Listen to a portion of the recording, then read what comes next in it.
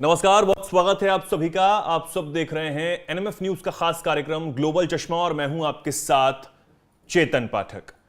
Israel की तरफ से ईरान पर एक ऐसा अटैक किया गया है जिसके बाद ईरान जो है वो गंभीर स्थिति में है, बौखलाया हुआ है और डरा हुआ है कि आखिर अब इजराइल क्या कुछ करने वाला है, क्योंकि ईरान पर इस बार ना मिसाइल से अटैक हुआ है, ना कोई हवाई हमला किया गया है, ना ग्राउंड ऑपरेशंस किए गए हैं। अटैक हुआ है, उनके कंप्यूटर में घुसकर साइबर अटैक किया गया है। दरअसल ईरान का जो परमाणु इंफ्रास्ट्रक्चर है या फिर न्यायपालिका है, विधायिका है, सरकार है, उसका जो डेटा है वो चुरा लिया गया है और यह अब तक का सबसे घातक हमला जो है वो बताया जा रहा है। हालांकि इससे पहले भी अगस्त में ईरान पर हमला हुआ था, इस तरीके का साइबर अटैक हुआ था, लेकिन उस वक्त इजराइल ने इस बात को नहीं माना था। लेकिन इस बार भी अभी तक तो नहीं माना है, लेकिन ईरान ने इसकी पुष्टि जरूर कर दी है कि यह साइबर अटैक एक बड़े पैमाने पर ईरान पर हुआ है।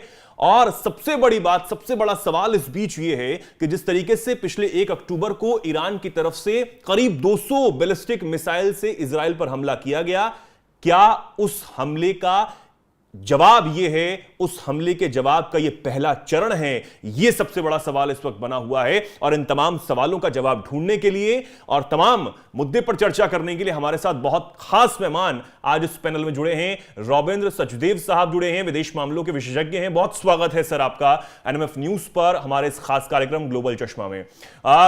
ईरान और इजराइल सर इस वक्त जो चल रहा है, एक मिडिल ईस्ट में दो देश आपस में भिड़े हुए हैं और जिस तरीके से ऑक्टोपस हमले, मैं कहूंगा कि ऑक्टोपस वॉर इस वक्त चल रही है, क्योंकि 7-8 फ्रंट पर इस वक्त इजराइल लड़ रहा है। लेकिन इजराइल की तरफ से अटैक किया गया है, यह माना जा रहा है साइबर अटैक। कितना घातक ये अटैक ईरान के ऊपर हुआ है? थैंक यू वेरी मच चेतन जी, आपके साथ और आपके व्यूअर्स के साथ। डेफिनेटली यस, ईरान और इजराइल की इस समय जो दुश्मनी जिस हालात पे पहुंच गई है, मल्टीपल डायमेंशन से बहुत डेंजरस है, मल्टीपल एंगल से सॉरी। उसी में अभी ये साइबर अटैक की जो बात आ रही है, इसकी काफी डिटेल्स आई हैं, बट अभी ऐसी कोई बड़ी पुष्टि भी नहीं हुई है। वर्ल्ड मीडिया में ग्लोबल हेडलाइंस नहीं बनाए अभी। हालांकि ये न्यूज आ रही है और ईरान के अंदर से आ रही है, उन्हीं के ऑफिशियल कह रहे हैं कि बहुत बड़ा अटैक हुआ है हमारी सरकार पे, जुडिशरी पर, हमारी साइंटिफिक एस्टैब्लिशमेंट से काफी सारा डेटा निकाल लिया गया है। It could very well be बहुत डैमेजिंग है। बट ओवरऑल में जो है इस समय ये एक्सपेक्टेशन है अभी फिलहाल कि इजराइल कोई एक बहुत बड़ा अटैक करेगा ईरान के ऊपर। किस रूप में करेगा वो भी पता नहीं है। ये भी हो सकता है वो उसकी सारी ऑयल फैसिलिटीज पे कर दे, हो सकता है ईरान के जो न्यूक्लियर जो वेपन प्रोग्राम्स हैं उनकी फैसिलिटीज पे कर दे, कुछ भी इस समय। और साइबर अटैक जो भी बात हुई है, इजराइल ने कहा कि हम ऐसा करेंगे जो कि अनइमेजिनेबल होगा। लेट अस सी, राइट। अब बदले में क्या हो रहा है, ईरान डरा हुआ है, सहमा हुआ है। ईरान अब अरब देशों को कह रहा है और अमेरिका को कह रहा है कि अगर इजराइल ने हम पे इतना बड़ा अटैक किया, हमारी ऑयल पूरी फील्ड्स को बर्बाद कर दिया, तो हम भी रिवर्स में अरब देशों की ऑयल फील्ड्स पर अटैक कर देंगे। वो एक माना जाएगा। और ईरान इन अरब देशों को कह रहा है कि ये जो जंग होगी इसमें इजराइल को देखो अपने एयरफोर्स भेजनी होगी अटैक करने को, राइट। तो पिछली बार जो अभी तक होता है उसमें जॉर्डन हुआ, यूएई हुआ, सऊदी हुआ, इन्होंने इंटेलिजेंस शेयरिंग भी करी थी इजराइल के साथ, अमेरिका के साथ पिछले अटैक के दौरान। तो ईरान इस समय इनसे कह रहा है कि आप अमेरिका और से किसी भी हालात में कोऑपरेट नहीं करेंगे, इजराइल को अपनी एयर स्पेस नहीं देंगे, ऊपर से इनके हवाई जहाज मिसाइल्स जाने को इत्यादि। और इस वार्निंग कहें या इस हालात को देखते हुए कहें, ये जो अरब स्टेट्स हैं ये भी घबराई हुई हैं कुछ। तो इस समय ये हालात हैं। आज आई थिंक यस, नेतन्याहू की कैबिनेट मीटिंग होनी है, शायद उसमें वो डिसाइड करें। उनकी कैबिनेट अभी तक डिसाइड नहीं करा कि किस रूप से और क्या अटैक किया जाएगा। ये भी हो सकता है कि नेतन्याहू, देखिए नेतन्याहू इस वॉर को भी रोकना तो चाहते नहीं, कोई पॉज भी नहीं देंगे और इजराइल को जवाब देना भी है। बट बैकग्राउंड में अमेरिका की इलेक्शंस भी चल रही हैं और वहां पे इस वॉर का इंपैक्ट हो रहा है। अगर ये वॉर जैसे भी लेबनान के दौरान सीज फायर की बात हो रही थी, कोशिश कर रहे थे बाइडन, राइट, कि 21 दिन की सीज फायर हो जाए लेबनान को लेके, हिजबुल्लाह को लेकर के, बिल्कुल। वो नहीं हुई। और पार्टली उसका रीजन ये भी था, अगर वो सीज फायर हो जाता तो बाइडन को कहने को मिल जाता अपने देश के अंदर कि भाई देखो हमने तो सीज फायर करवा दी। कमला हैरिस को पॉइंट मिल जाता कहने को कि भाई हमारी इफेक्टिव पॉलिसी है। और इसी को क्योंकि लेकर अभी ट्रंप भी उन पर निशाना साध रहे हैं कि आप कुछ करवा नहीं पा रहे हैं। एग्जैक्टली तो ऐसे में ट्रंप को फायदा होता, और नेतन्याहू के लिए यह फायदा है कि अगर ट्रंप दोबारा व्हाइट हाउस में आ जाए, राइट, तो ये टाइमिंग का भी चल रहा है। बट इस बीच ईरान का जो न्यूक्लियर प्रोग्राम है, अगर ईरान इतना ज्यादा घिर चुका अपने को महसूस करेगा, वो भी एक डर है कि उसको लगेगा कि अब कोई रास्ता नहीं है, तो ईरान शायद अपने न्यूक्लियर वेपन प्रोग्राम को फाइनलाइज कर ले। पर उसमें इशू ये है कि ईरान का जो न्यूक्लियर प्रोग्राम है बॉम्ब बनाने के लिए, उसमें वो फ्यूल तो एनरिच कर लिया उसने, मान लिया बारूद जो है न्यूक्लियर बारूद, बट उस बारूद को रॉकेट में डाल के, मिसाइल में डाल के, उसकी इलेक्ट्रॉनिक से एडजस्ट करके ये वो सारा मिसाइल में डालना, वो अलग चीज होती है। तो ईरान अभी उस हालात पे नहीं है कि न्यूक्लियर बॉम्ब बना के मिसाइल पे चढ़ा करके फेंके, बट शायद न्यूक्लियर फ्यूल तैयार है। तो ऐसे में ईरान एक न्यूक्लियर टेस्ट कर सकता है अपने देश के अंदर ही। भाई फ्यूल है, बारूद है, उसको बम को बनाया, साइड करी, एक्सप्लोड कर सकता है दुनिया को बताने के लिए कि मैं न्यूक्लियर पावर बन गया हूं। तो वो भी एक बहुत बड़ा खतरा मंडरा रहा है। लेकिन सर, इस बीच जो साइबर अटैक की बात सामने आई है, अगर इतने बड़े पैमाने पर अगर डेटा इजराइल के पास पहुंचा है, कहा यह गया है कि साइबर अटैक तो हुआ है, ये बात ईरान ने मानी है। आपने कहा कि वर्ल्ड मीडिया में नहीं आया, लेकिन फिर भी अगर ईरान ने इस बात को माना है, या फिर वहां के पूर्व साइबर जो एक्सपर्ट हैं उन्होंने अगर इस बात की पुष्टि की है, तो कुछ ना कुछ तो बड़ा हुआ है। अगर इजराइल के पास इतने बड़े पैमाने पर यह डेटा गया है, पहले बैंकिंग सिस्टम का डेटा अगस्त में, और ये डेटा गया है, तो कितना बड़ा फायदा इजराइल को होने वाला है? क्योंकि इजराइल ने उस हमले का अभी तक सीधे तौर पर जवाब नहीं दिया है। आपने नेतन्याहू जो है, उन्होंने ये तो कहा कि ईरान की जनता को संबोधित करते हुए कि आपके जो लीडर्स हैं वो आपको बरगलाने का काम करते हैं। आप समझिए, एक तो उन्होंने सीधे तौर पर यह पिच बनाने की कोशिश की थी कि ठीक है, अगर मैं गृह युद्ध ही करवा दूं, वहां के जो लोग हैं उनमें किस तरह की ये भावना जगा दूं कि आपके जो लोग हैं, जो लीडर्स हैं जिनको आप फॉलो कर रहे हैं, वो आपके लिए अच्छा नहीं चाहते हैं।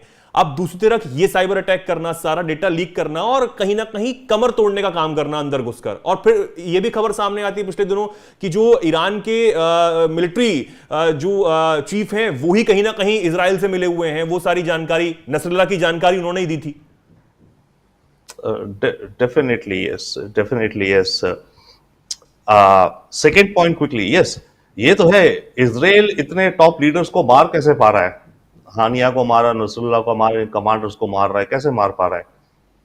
केवल और केवल क्योंकि उसके पास अंदर से उसके अपने एजेंट्स हैं, दोनों में, हिजबुल्लाह में भी, ईरान में भी। इनफैक्ट ईरान के एक पिछले हेड ऑफ इंटेलिजेंस ने कहा था कि हमारा एक यूनिट था जो एंटी मोसाड हमने बनाया था मोसाड से लड़ने को। बोलता है उसका चीफ और 20 लोग ही मोसाड के एजेंट थे।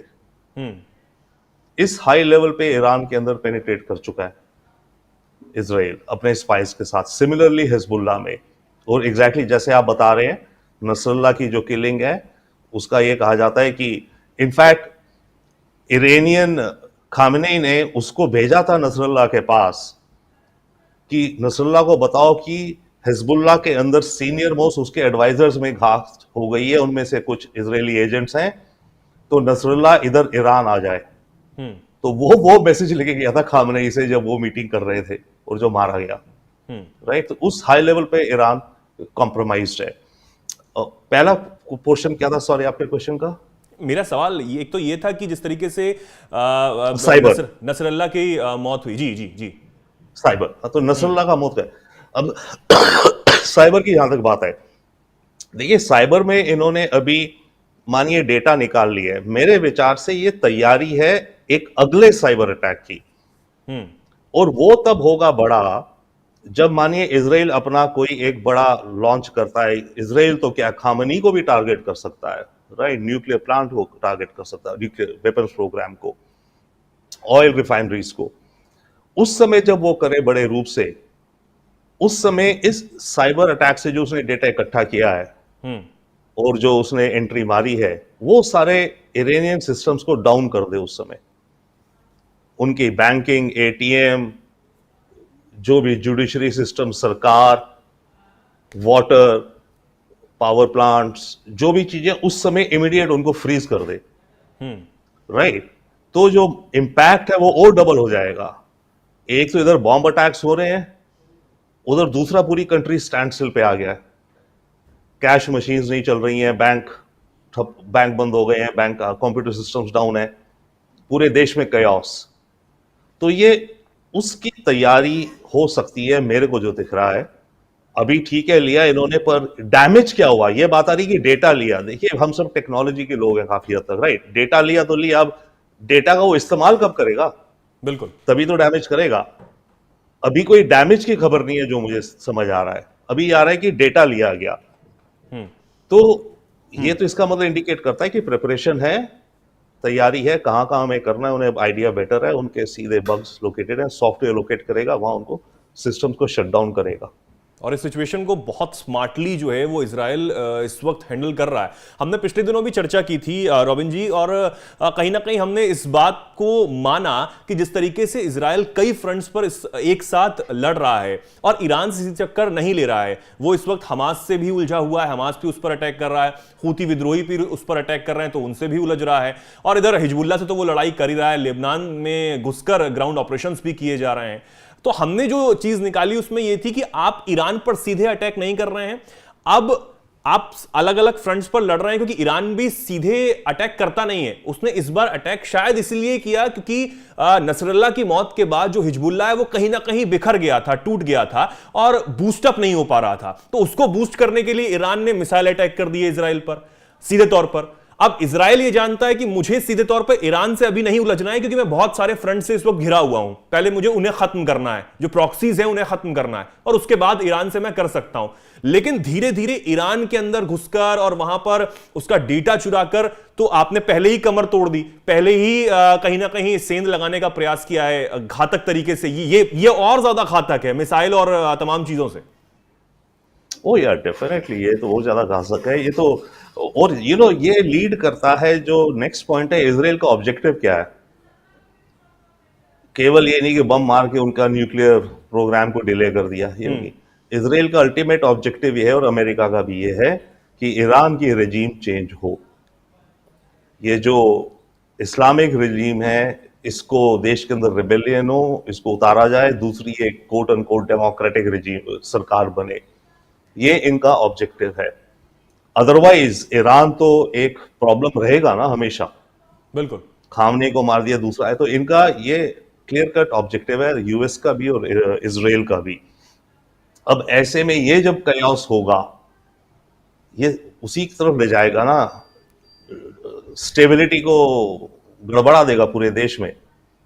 ओके, एंड ईरान के अंदर ऑलरेडी इंसर्जेंसी है कुछ पॉकेट्स में, बट उसके अलावा बहुत बड़ा तबका है जो हिजाब को लेकर के डेमोन्स्ट्रेशंस में आ गए थे, यूथ।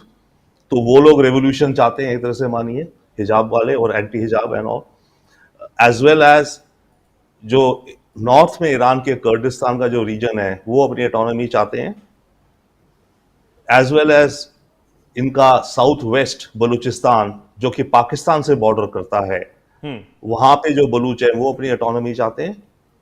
तो ये पीसेस ऑलरेडी ग्राउंड में है, इनके ऊपर से देश में बमबारी हो रही है, सारे सिस्टम्स डाउन है, और इनके अभी और भी एजेंट्स होंगे, बहुत होंगे इनके ईरान के अंदर जो कुछ ना कुछ करते हैं। तो ईरान को टोटल डिस्टेबलाइज करके इस रेजीम को हटाना ऑब्जेक्टिव है।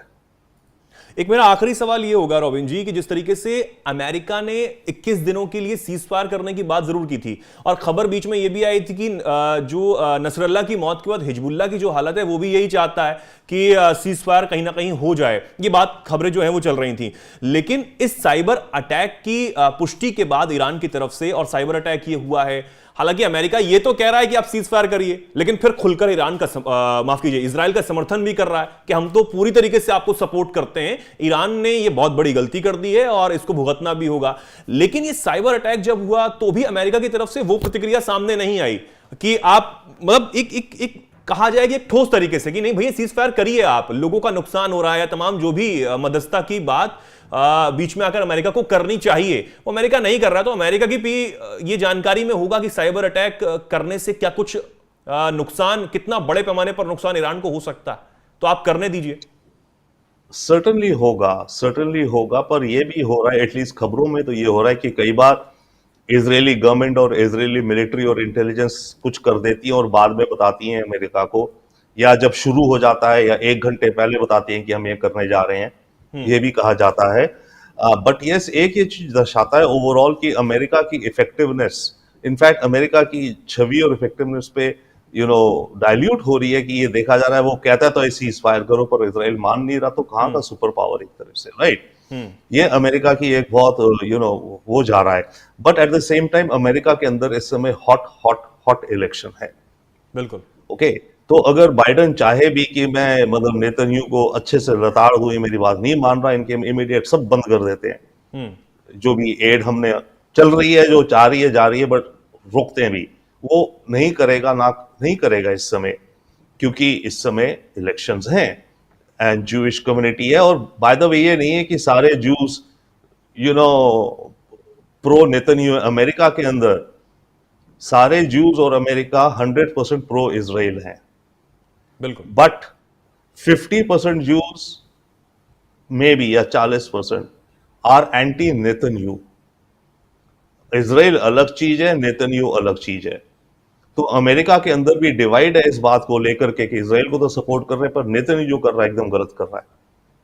ओके, बट बाइडेन वो अभी रिस्क नहीं ले सकता क्योंकि इस समय हैरिस की इलेक्शन का सवाल है। तो अमेरिका इस समय एक, और इधर नेतन्याहू ये भी नहीं मानेगा इनकी ना, ये नहीं मान रहा है, ये स्मार्टली इसलिए नहीं मान रहा है कि ये नहीं मान रहा है तो वो हैरिस को नुकसान हो रहा है कि मिडिल ईस्ट कुछ नहीं कर पा रहे, और अरब अमेरिकन वोटर्स जो मिशिगन वगैरह में वो हैरिस से गुस्सा है, और अगर हैरिस से गुस्सा है तो फायदा ट्रंप को है, तो इसलिए नेतन्याहू नहीं कर रहा है। यानी कि एक ये तो बिल्कुल साफ है कि ईरान पर जो साइबर अटैक हुआ है वो इतना ज्यादा घातक है कि ईरान का जो डेटा चोरी हुआ है और उससे बहुत बड़ा नुकसान आने वाले दिनों में ईरान को हो भी सकता है। हालांकि इजराइल जो है वो अपनी जिद पर अड़ा हुआ है कि चाहे वो हिजबुल्लाह हो, हमास हो और हुती हो, सबको मिटाना है। इस बात की कहीं ना कहीं कसम जरूर खा ली है।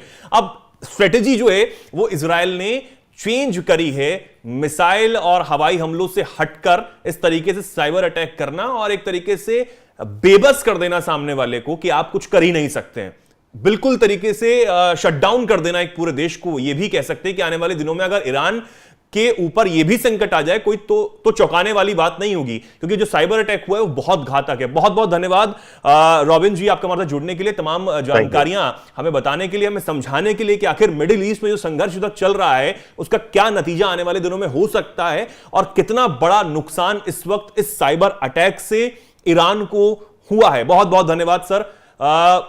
तो आप भी हमारे साथ जुड़े रहिए ऐसी तमाम जानकारियों के लिए, ऐसी चर्चाओं के लिए, क्योंकि हम रोजाना ऐसी चर्चा आपके सामने लेकर आते हैं और मिडिल ईस्ट में जो इस वक्त चल रहा है तमाम जानकारियां आप तक पहुंचाते हैं ग्लोबल चश्मा के जरिए। बहुत बहुत धन्यवाद।